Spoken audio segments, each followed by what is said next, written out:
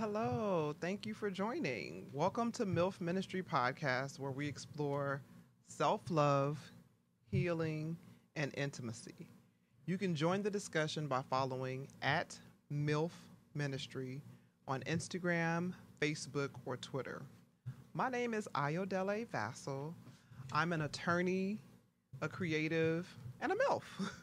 I live in Los Angeles, California, and this podcast is really about we're going to explore some of my personal stories. We're going to explore things that I do to help kind of balance my energy. Like I said, we're focusing on self-love, healing, and when I say intimacy, it's really about my journey to be comfortable with the concept of being intimate again. So today, we're just going to jump right into it. Today, we're going to talk about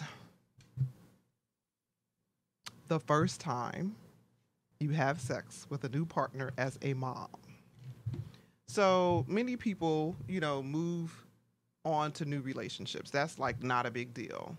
But my story is a little different in terms of me being married, divorced, and being with one person and one person only for 15 years for basically all of my adult life. I met my ex-husband at 19, and we stayed together until I was about 34.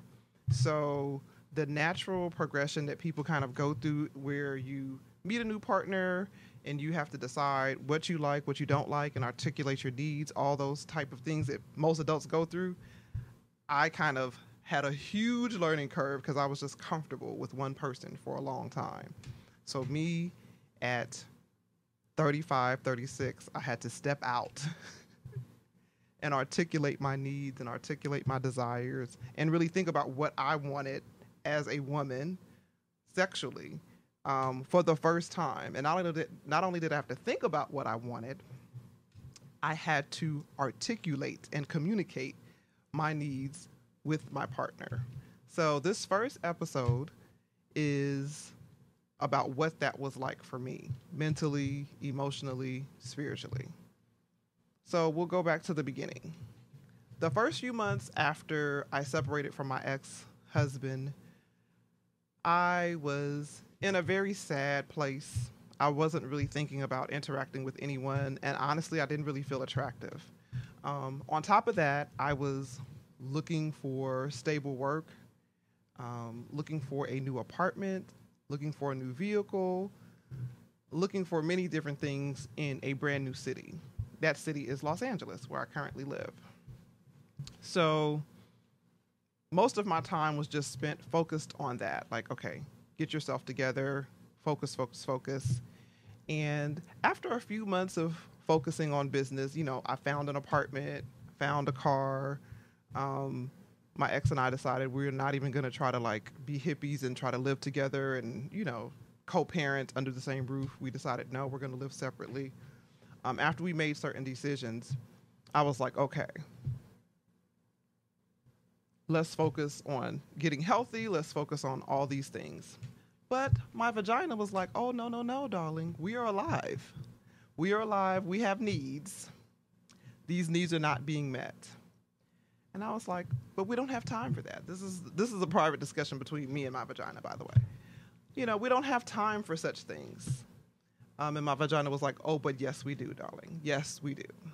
So on top of all of these things, after I found my place and, found stable employment, one of my coworkers invited me to a male review. So I said, okay, fine. I'll go to this male review.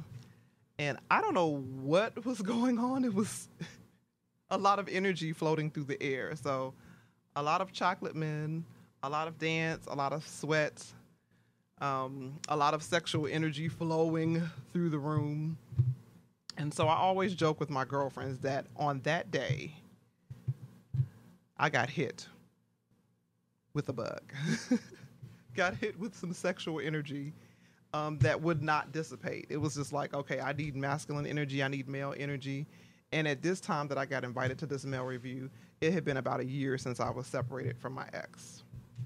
But I still had a personal problem, which was I was excited to have sex and I felt horny. My vagina was letting me know she was ready to have sex, but mentally and emotionally, I didn't feel attractive. So the whole point, like I said, MILF Ministry is about, self-love. It's about healing. It's about intimacy. The whole point of this story is to just kind of talk to you about what those initial steps were like, to your body physically wanting to have sex, to you emotionally deciding, okay, I'm ready to do this, and then determining as a woman, what does this look like? What should it look like? Like, should it be a boyfriend? Should it just be a lover? Should I be looking for my second husband? These are all things that me, the classic overthinker, goes through. And these are all things that I was thinking about. So, as I said, about a year after being separated from my ex-husband, I was extremely horny, but just did not feel sexy. So herein lies the struggle. I'm a very determined woman. I'm a woman that when I set my mind to something, I'm like goal-oriented, task-oriented. So with all that being said, after a year of not having sex, I decide, okay, we're going to have sex. Let's get ready to have sex. And so I start, just working on myself, listening to affirmations, talking to my girlfriends about what that would look like, what that would feel like again. And just really saying to the universe, okay, I'm ready to do this. Should I go on online dating sites? Should I, talk to friends that I know, especially male friends who may be possibly interested in helping me out with my needs? I kind of went through this whole checklist of like, who do I know in Los Angeles that could help me out? Who do I know, period, that could help me out?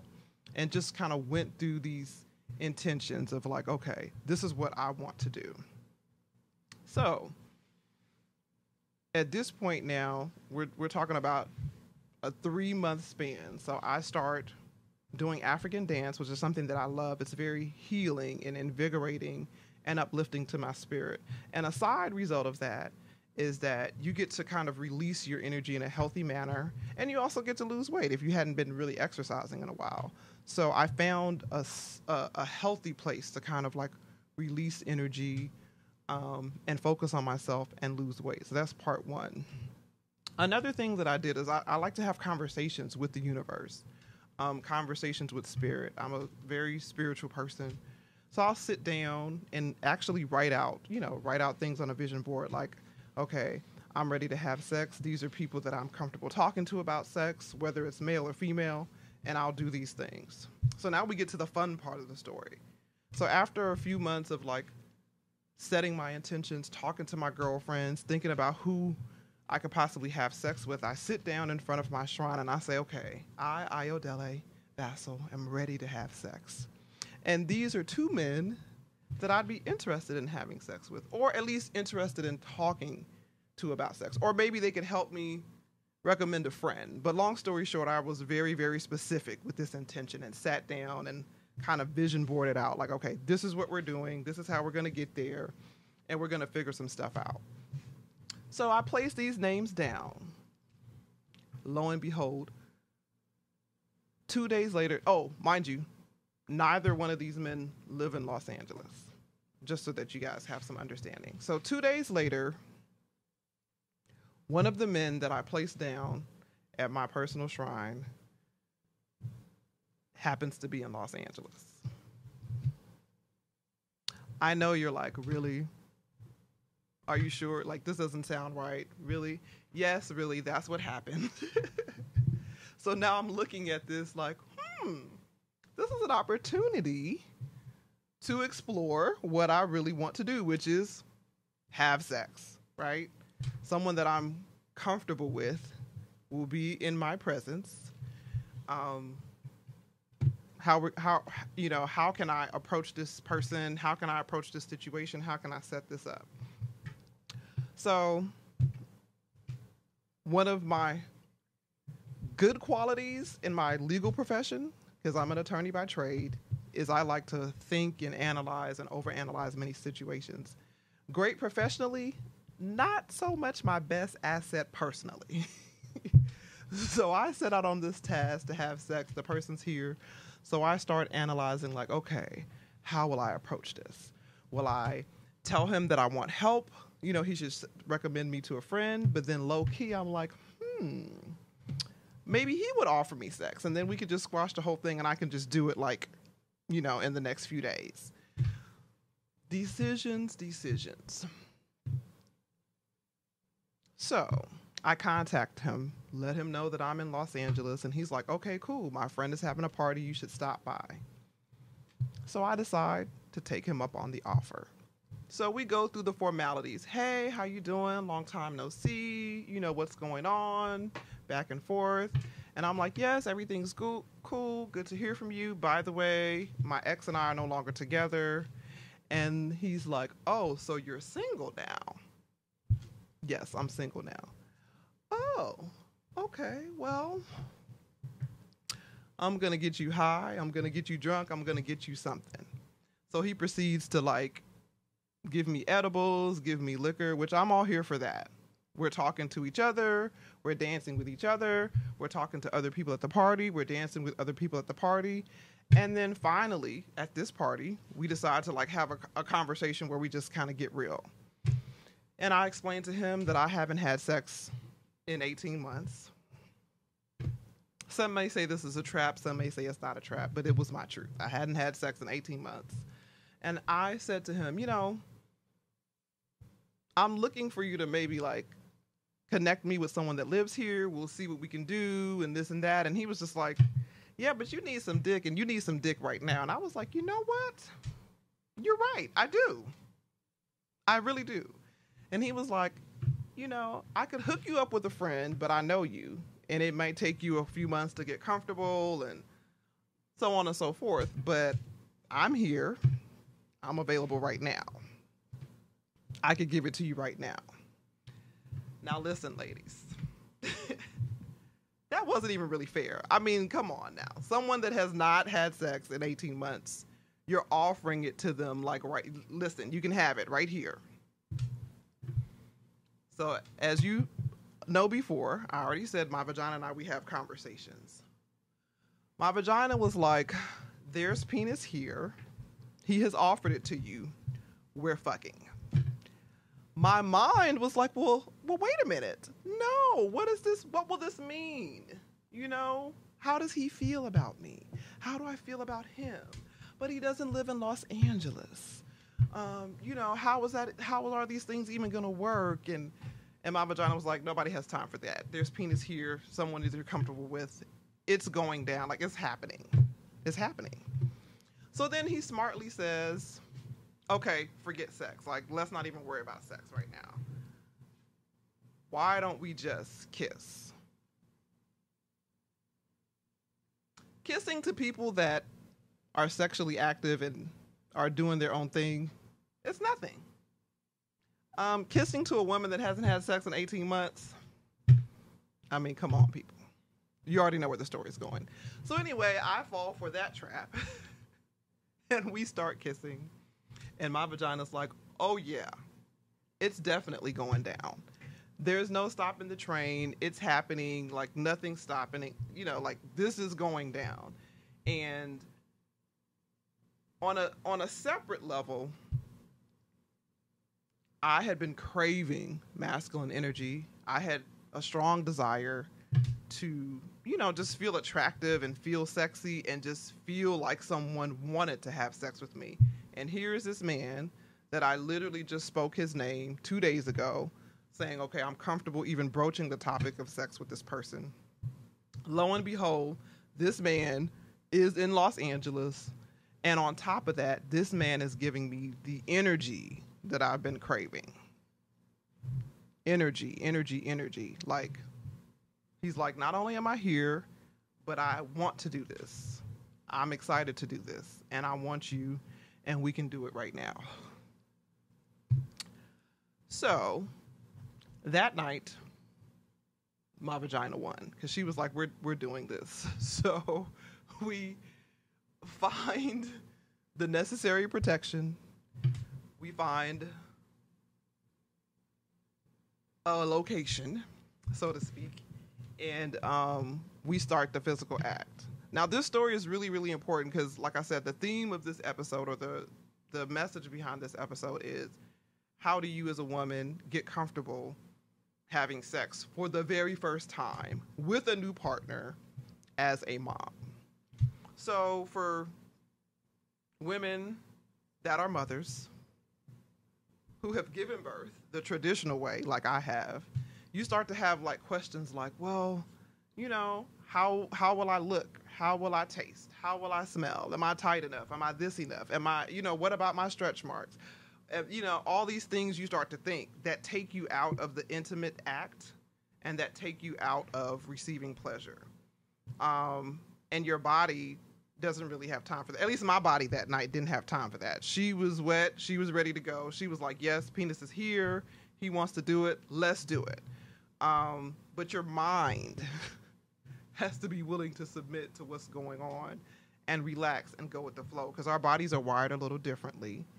And because of that, if your mind is overactive, you could be physically enjoying something, but you won't get to the happy ending, so to speak, that you're looking for, because you're in your own way with this kind of internal mental struggle.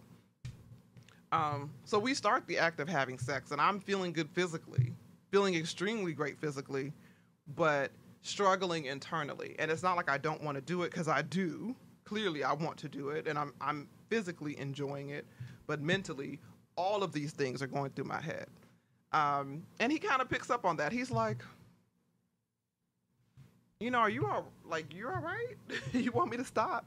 And I was like, I think we probably should. Like, I'm enjoying it, but, you know, there's just a lot going through my mind. This is very intense for me, because it's like I'm getting exactly what I want, but I didn't realize it was going to happen. So the whole purpose of me recording this episode and being very vulnerable and being very graphic is because after this encounter, I had more encounters, but it took someone kind of sitting me down saying, Ayodele, I'm here to please you. And you are getting in your own way by staying in your head, you know? And by staying in my head, I literally mean, like, what about my stretch marks? Is my vagina tight enough? Am I going to be wet enough? Is this person really attracted to me? Is this experience real? I told you guys, I am an overthinker. I know, I apologize, it's too much. But even beyond that, like, as a woman, thinking and living and growing and breathing, you often question, like, do I have the right to be a sexual being and have sexual desires and really, really think, like, okay, this is what I want to do. This is how I want to do it. This is who I want to do it with. This is when I want to do it, without feeling, you know, bad emotionally, feeling bad morally, feeling bad socially. So once again, this is MILF Ministry, and we're talking about self-love, healing, and intimacy. And I just think it's really, really, really important for women to understand that it is okay to be a sexual being.